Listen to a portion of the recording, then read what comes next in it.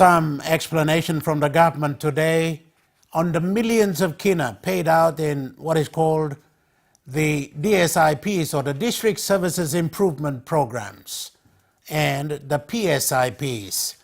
Finance Minister James Marape told Parliament during question time that the funds are often misunderstood. They are grants not to members of Parliament, rather they are allocations for projects and developments in the districts. Mr. Speaker, the DSIP and PSIP funds is a direct intervention program by way of government policy that is meant for the districts and for the provinces. Mr. Speaker, for this year, so far as I speak, we've remitted 30% of all DSIP and PSIP allocations. That means 3 million kina each. By the time we come to the end of this month, Mr. Speaker, we would have given 50% each of all district and provinces allocation for PSIP and DSIP.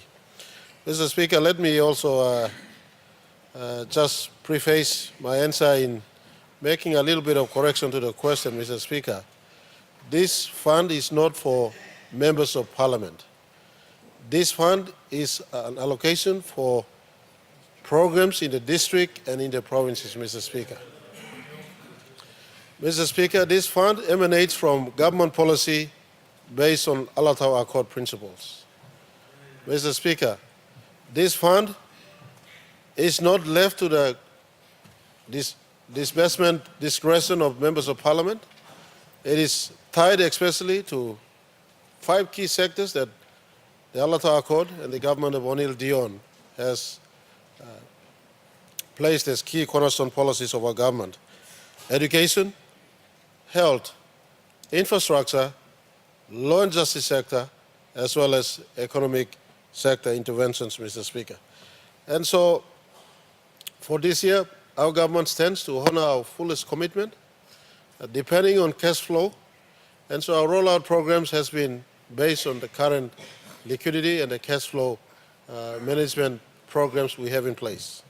And so, as I indicated, 30% of this year's allocation has been given already. For some districts who have yet not picked up the fund is available. Call into Finance Department and you would pick up your funds.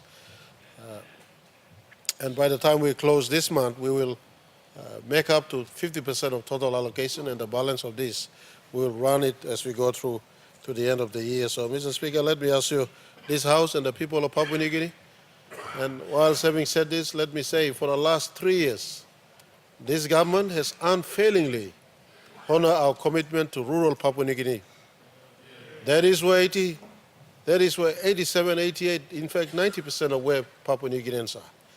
The DSIP and PSIP program is a direct intervention, Mr. Speaker, by this government to people at the district and provinces, people at where it matters most, in fact, in most of our programs, social and infrastructure programs. So if we had honored our commitment for the last 3 years, despite pressing and depressing economic situations globally and regionally and within the country, Mr. Speaker, we give a total assurance that this program, not because it is a political program, no, we give total assurance that this program will run simply on the basis and premises that this is a program that is having the greatest impact to where people are in rural Papua New Guinea. So, Mr. Speaker, let me conclude by answering the member that our government will stand to deliver by the end of this month 50% of our total commitment,